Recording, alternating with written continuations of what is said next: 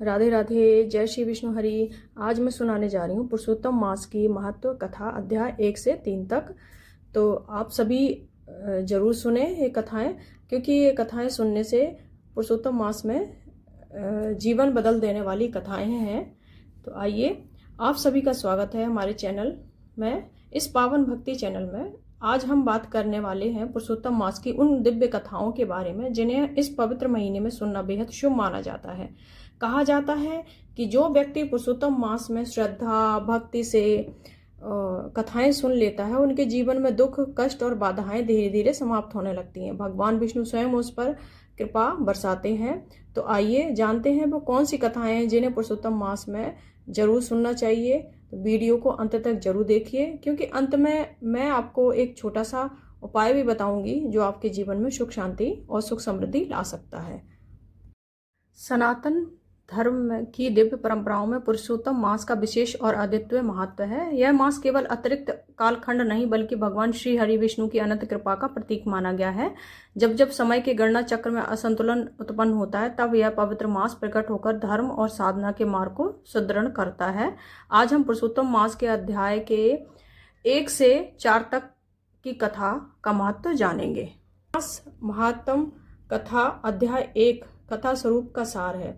तो पहली कथा है, एक समय की बात है, भक्तों की सभी मनोकामनाओं को पूर्ण करने वाले वृंदावन के स्वामी भगवान पुरुषोत्तम को प्रणाम करते हुए इस पवित्र कथा का आरंभ होता है। भगवान नारायण, नर नरोत्तम, देवी सरस्वती और महर्षि व्यास का स्मरण कर यह कथा आगे बढ़ती है।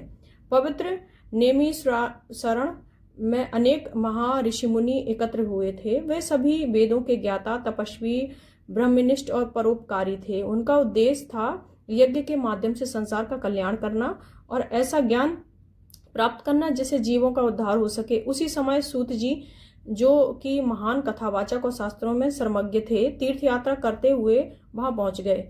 उनका स्वरूप अत्यंत दिव्य था। वो शांत संयमी, भगवान के नाम में लीन और आध्यात्मिक तेज से प्रकाशित थे। सूत जी को देखकर सभी ऋषि आदरपूर्वक खड़े हो गए। उन्होंने उन्हें उत्तम आसन दिया और विनम्रता से निवेदन की कि हे सूत जी, आप शास्त्रों के ज्ञाता हैं, कृपा करके हमें ऐसी कथा सुनाइए जो सारभूत हो, कल्याणकारी हो और हमें इस संसार रूपी सागर से पार लगाने वाली हो।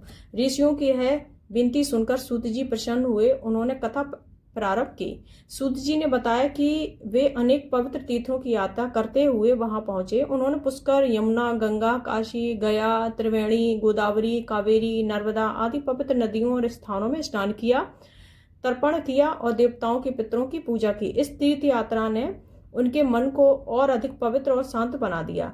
यात्रा करते करते वे हस्तिनापुर पहुंचे, जहां उन्होंने सुना कि राजा परीक्षित ने अपना राज्य त्याग दिया और गंगा तट पर तपस्या कर रहे हैं। यह सुनकर सूत जी भी वहां पहुंच गए। गंगा किनारे का दृश्य अत्यंत अद्भुत था।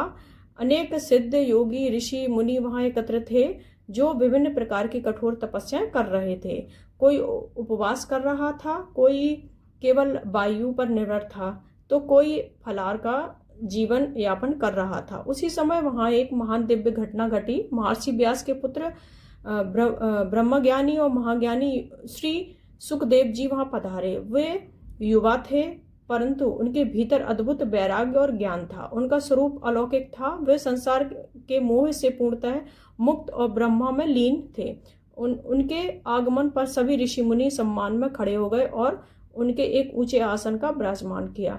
सुखदेव जी उस सभा में ऐसे शोभित हो रहे थे जैसे आकाश में चंद्रमा तारों से घिरा हुआ चमकता है। सभी मुनि उनके चारों ओर बैठकर उनके मुख से ज्ञान और भगवान की कथा सुनने के लिए उत्सुक हो गए। तो ये था पहला अध्याय। अब मैं बताऊंगी दूसरा अध्याय, पुरुषोत्तम मास का महात्म कथा अध्याय 2 कथा स्वरूप सार है। सूत जी बोले, हे मुनियों, जब राजा परीक्षित गंगा तट पर पहुंचे, तब भगवान सुखदेव जी ने उन्हें श्रीमद् भगवत गीता की अमृतमयी कथा सुनाई। उस कथा को सुनकर राजा परीक्षित को मोक्ष प्राप्त हुआ। उस दिव्य दृश्य को देखकर, वहां के पुण्य वातावरण का अनुभव कर मैं यहाँ आप सबके यज्ञ का दर्शन करने आया हूँ। आप जैसे ब्राह्मणों को देखकर मैं स्वयं को धन्य मानता हूँ। ऋषियों ने कहा, हे सूत जी, आपने जो भगवान व्यास के मुख से सुना है वह अत्यंत अद्भुत और दुर्लभ है। कृपा करके हमें भी कथा सुनाइए जो जीवन का सार हो, मन में शांति दे और जो अमृत से भी बढ़कर हितकारी हो। सूत जी विनम्रता से बोले, मैं तो साधारण हूँ, परंतु आप महान ऋषि मुझसे प्रश्न कर रहे हैं। यह मेरा सौभाग्य, जो कुछ मैंने अपने गुरु व्यास जी से सुना है वही मैं आपको सुनाता हूँ। तो इसके बाद सूत जी ने एक पुरातन प्रसंग सुनाया। उन्होंने बताया, एक बार देवर्षि नारद बद्रीनाथ के समीप स्थित नर नारायण के आश्रम में पहुंचे। वहां आश्रम अत्यंत पवित्र और दिव्य था। वहां अनेक तपस्वी सिद्ध और देवता निवास करते थे। चारों ओर हरियाली, फल फूल लदे वृक्ष, पवित्र गंगा अलकनंदा की धारा उस स्थान को और भी सुंदर बना रही थी। नारद मुनि ने वहां पहुंचकर भगवान नारायण को साष्टांग प्रणाम किया। भगवान नारायण गहन तप में लीन थे। उनके तेज से समस्त वातावरण प्रकाशित हो रहा था। उन्हें देखकर नारद जी अत्यंत श्रद्धा और प्रेम से उनकी स्तुति की।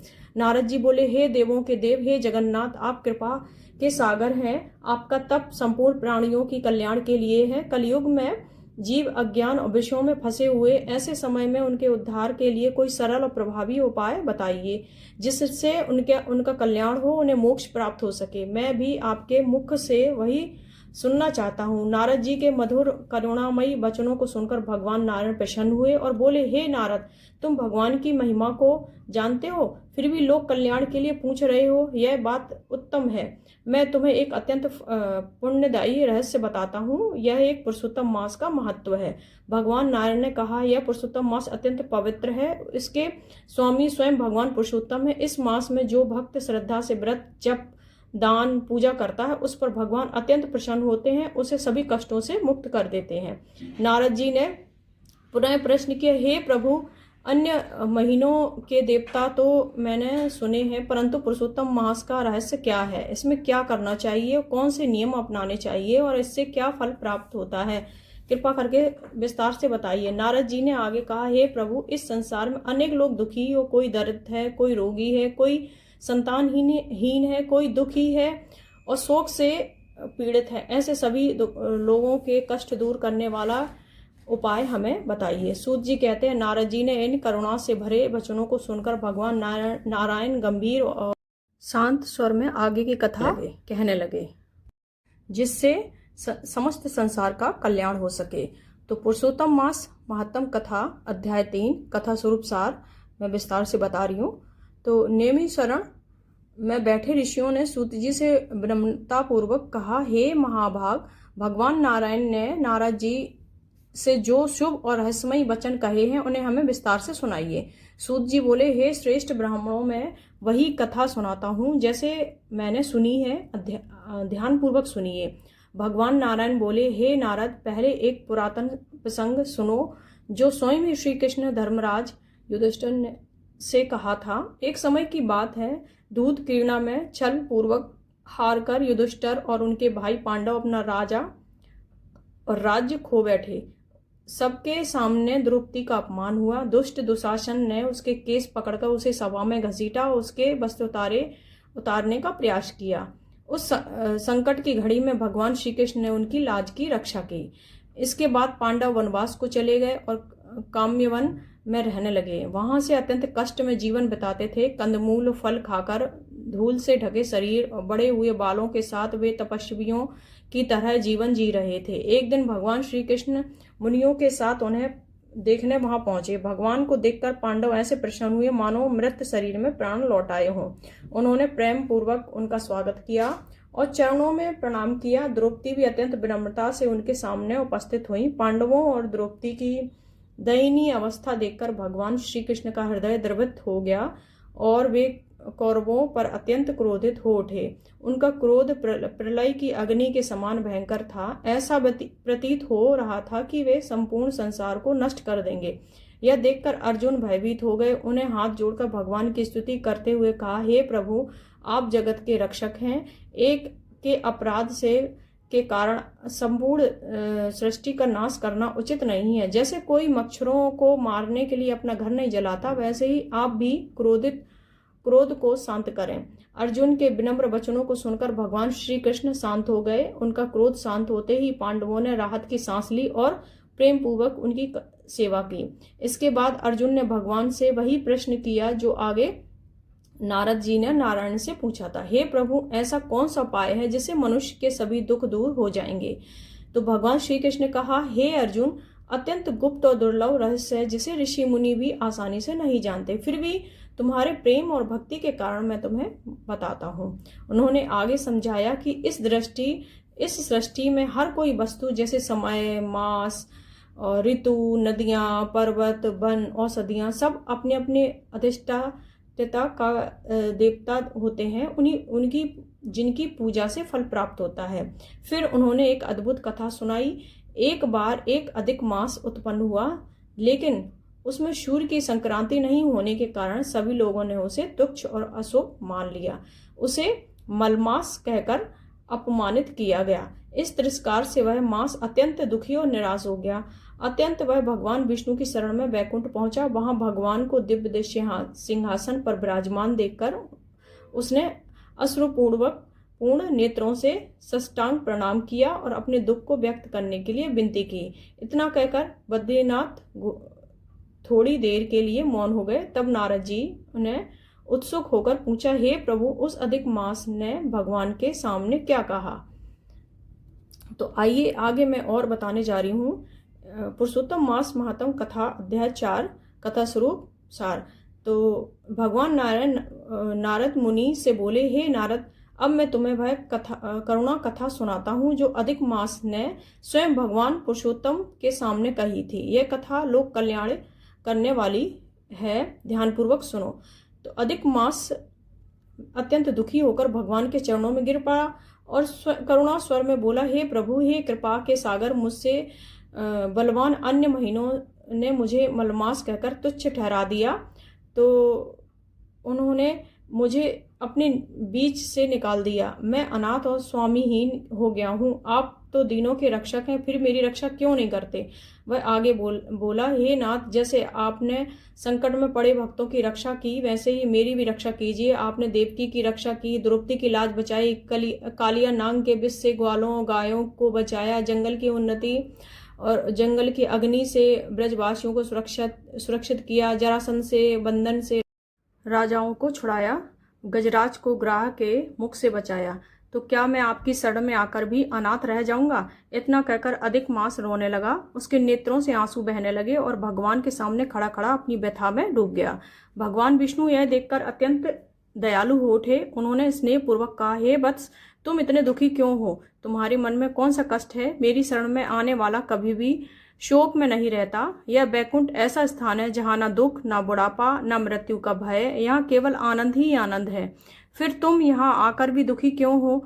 भगवान के वचन सुनकर अधिक मास ने कुछ धैर्य धारण किया और गहरी सांस लेते हुए बोला, हे प्रभु, आप सर्वज्ञ हैं, आपसे कुछ भी छिपा नहीं है। फिर भी मैं अपनी व्यथा कहता हूँ। संसार के सभी काल, क्षण, मुहूर्त, दिन, रात, पक्ष, अन्य मास सबके अपने अपने स्वामी हैं। इसलिए मैं सम्मानित है, परंतु मेरा कोई नाम नहीं है, कोई स्वामी नहीं है, कोई स्थान नहीं है। इसी कारण सभी मुझे तुच्छ समझते हैं और शुभ कार्यों में मुझे वर्जित कर देते हैं। वह और भी दुखी होकर बोला, लोग मुझे मलमास कहकर अपमानित करते हैं, कहते हैं कि मैं अशुभ हूँ, त्याज्य हूँ और सभी कार्यों में बाधा डालने वाला हूँ। इस अपमान से मेरा हृदय टूट गया है। अब मुझे जीने की इच्छा नहीं है। ऐसे निंदित जीवन से तो मृत्यु ही श्रेष्ठ है। अधिक मास की यह करुणा पुकार सुनकर बार बार कहने लगा कि मैं नहीं जीना चाहता, मैं मर जाऊंगा। ऐसा कहते कहते वह अचानक भगवान के चरणों में गिर पड़ा। यह देखकर वहां उपस्थित सभी देवताओं और पार्षद आश्चर्यचकित हो गए। भगवान श्री हरि का हृदय करुणा से भर गया। वो मेघ के समान गंभीर और चंद्रमा की किरणों के समान शीतल वाणी में उसे शांत करते हुए बोले, हे प्रिय, धैर्य रखो, मैं तुम्हारे दुख का निवारण अवश्य करूंगा। सूत जी कहते हैं, हे ब्राह्मणों, भगवान के वचन पाप रूपी समुद्र को सुखाने वाली अग्नि के समान थे। उन्हें सुनकर नारद जी मुनि अत्यंत प्रसन्न हुए और आगे की कथा सुनाने के लिए उत्सुक हो उठे। तो ये थी हमारी पुरुषोत्तम महत्व कथाएं जो मैंने अपनी वीडियो में आपको बताई हैं। आगे मैं बताने जा रही हूँ छोटा सा विशेष उपाय। यदि आप चाहते हैं कि आपके जीवन में सुख शांति बनी रहे तो पुरुषोत्तम मास के में शाम के समय घी का दीपक जलाकर भगवान विष्णु के सामने ओम नमो भगवते वासुदेवाय मंत्र का 11 बार जाप करें। कहा जाता है इससे घर की नकारात्मकता दूर होती है और भगवान विष्णु की कृपा बनी रहती है। तो दोस्तों, आज आपने जाना ही होगा पुरुषोत्तम मास से में महत्तम अध्याय में मैंने 1 से 4 तक की कथा सुनाई है। और इनको सुनना कितना शुभ माना जाता है। अगर आप भी भगवान विष्णु की कृपा पाना चाहते हैं तो इस पवित्र महीने में ये कथाएं जरूर सुने और भजन और भक्ति से जरूर जुड़ें। अगर आपको वीडियो पसंद आई हो तो लाइक करें, शेयर करें और चैनल को सब्सक्राइब जरूर करें। कमेंट्स में जय श्री विष्णु हरि जरूर लिखें। मिलते हैं अगले वीडियो में, तब तक के लिए राधे राधे, जय श्री विष्णु हरि।